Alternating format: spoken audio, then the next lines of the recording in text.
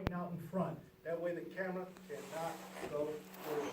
Okay, remember that. Even on your own cameras, you never want a camera forward, because first thing that'll bust is that lens. Lens probably costs more than the camera. Okay? So yeah, so as a camera op, you have to know your whole function of the camera. Come over here, step to the side.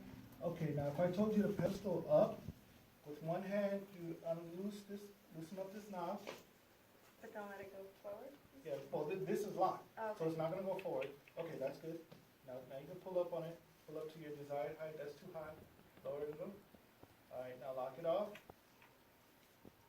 Okay, now get back to man the camera. Okay, this is your viewfinder right here. Okay, what we're gonna do, we're gonna get a critical focus. Okay, and as you guys can see on TV, this is gonna be a critical focus. What's your name back here? Gabrielle? Gabrielle? Okay, we're gonna do a critical focus on Gabrielle because she's our superstar. Okay, what you wanna do, you wanna zoom all the way in until it stops. Just push it. Not gonna break. Boom. Okay, and now with your focus knob, you wanna focus in. Okay, you really wanna look at her eyes till you can see her eyelashes. The reason why when you do a critical focus, you look at the eyes, because the eyes is the deepest part of the face. And if you can see the eyelashes, that means the whole face is gonna be in focus. So once you see her eyelashes, you can see the individual lines, that's really good. Now you can pull out. Yeah. Now you can pull out. Okay?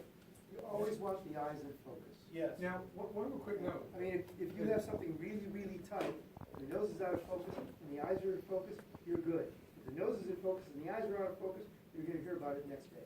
Bruce, just real, I mean, because I can make a, this is your world. But as we can all look, we can see her face with our eyes, right? It's clear, we see the curtain in the background, we see the wrinkles. Now look at the screen, look what we're missing. Look at the difference between what the lens is getting, what it is, and I thought there's a good chance to just address No contrast. the lighting in the room and how to make that work for what you want to see to tell a story. Well, this room isn't lit, you know, most of the light here is coming from these fixtures that are up top, so all you're getting is top light. Yep. So, you know, if your lighting's, you know, a pretty critical thing to do, Yeah. and Yeah, we turn those on. if we were lighting you for beauty light, we'd probably be giving you a key light, 3-point lighting and a backlight, Yeah. and some fill light. Yeah, see, and as the lighting, if you're working lighting, you would know, like, what you just said, you know, what a key light is, what a fill light is, what a backlight is. Those are all your 3 points for 3-point lighting, okay? And you have to understand how to set those up so that Gabrielle is perfectly lit. Now, you'll get a lot of actors, if you're ever an actor on a set, they always tell the cameraman, oh, make me look good, film me from my good side and all that. You're talking to the wrong person. Talk to the lighting man, okay? Because it's the lighting director who can make you look beautiful, all right? He can make you look ugly. He can make you look like you're really old. You ever tell a scary story at a campfire? Where do you put the light? Right under your face, right? Because, you know, it gives you those shadows. But if you want, then you see those French movies and they're like, the girl has a real soft, pretty skin and all that. You know, yeah, it's all about lighting.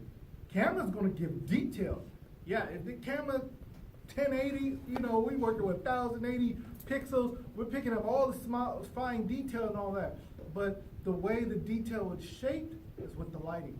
So your lighting director is the one that creates the beautiful soft skin or the scary dark shadows on the face. Or when they're filming and they're trying to tell the mise-en-scene is the story within the story, you know, that they light up half the face, you know, on a specific character, you know, to depict that the character is what? Two-faced, right? He has multiple personalities. He has a dark side and he has a light side. That's on purpose. That's all done by, well, it's the DP's direction, but it's done by the lighting. The lighting director does that, okay? Now that we have Gabrielle in focus, in your, hold on to the camera. While they're setting that up, you know, want to know something, what he's talking about is on film, lighting, on a film set, even though it's still digital, different situation. Guy basically in charge of lighting is gonna be the DP. And he's gonna give most of his orders to a gaffer. And then he is gonna give most of his orders to a best boy. Now, a gaffer, the name, there are a lot of stories where that name came from, but as far as I know, It came from the old studios when they had to set these huge 10K, 10,000 watt lights, and they would literally use an old gaffing hook in order to pick them up and set them. And the guy that did that was called the gaffer. Now, if anybody knows a different story.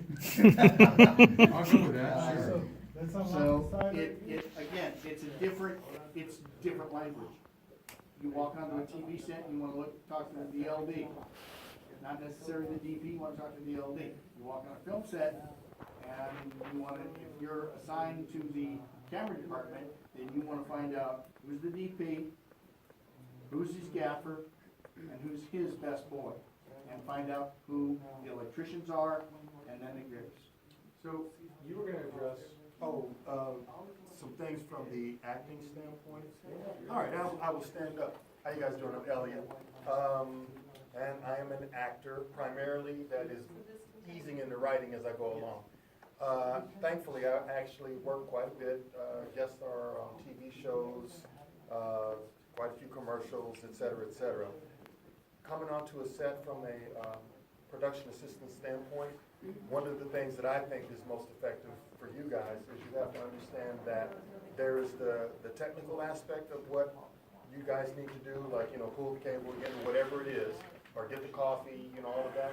But the overall function, if you are the director, the overall function for a production assistant is to make sure that her vision comes to fruition. You understand? And that it may start with her, it includes the actors, but it also includes you guys when you first walk onto a set. And what I mean by that is, for example, you have to know your job, but you also have to understand the psychology of some of the things that are going on. As a guest actor, I will come onto a set, like I just finished, I just did part of a week on NCIS LA, just finished yesterday. I got there on Tuesday, worked through Friday, which is great, yay. But here's the thing that's hard for somebody like me. That's what we do. Yeah. But here's something that's hard for somebody like me that you guys need to be aware of. That show's been on the air for 9 seasons. There are series regulars, and they've got a tight-knit chemistry, and, they know how they vibe and all that stuff. There may be an actor on that show that is a series regular that doesn't want a handsome guy on the set and feels threatened by that. There may be all kinds of little, things that they have within that group. Meanwhile, I come in like I'm coming to a family reunion, but I'm the third cousin that nobody's ever met before. And the thing with the series regulars is a lot of times, especially if you've been on for, 9 years like them, they may say, well, hell, I meet somebody new every week. There's no point in me meeting this guy because he's not going to be here next week. So now that automatically would make you feel like an outsider, right? You have to, as an actor, you have to be self-contained and understand that that might happen, or everybody and their mother may come over and give you a hug and welcome you to the set. Either way, you have to be prepared to be what I call self-contained and do your job no matter what they're doing. Now you, as a production assistant, have to understand that if that person is feeling like an outsider, you may have to understand that person's psychology and get in there and do what you can to help without saying, hey, let me help you. Like, hey, if I saw you on such and such a, commercial, whatever, it's like, oh, wow, you've seen me, that kind of thing. It goes a long way to making people feel included. So those are things that you have to be aware of. Also, sometimes, again, as a guest actor, I'll come on a show and I might have this huge monologue that at the end everybody breaks out into tears. The last thing you want to do is to walk up to that person before the scene and go, yeah, so you play basketball and other thing, and all this kind of stuff. And it's like, dude, I'm trying to, they won't say it. Or you will get a case where they're actually, kind of jerks. And, they're mean, but they're really probably not jerks in real life. What they are is probably nervous about what they're getting ready to go do. And they'll try to take it out on somebody that they feel is, quote, under them. It's not personal.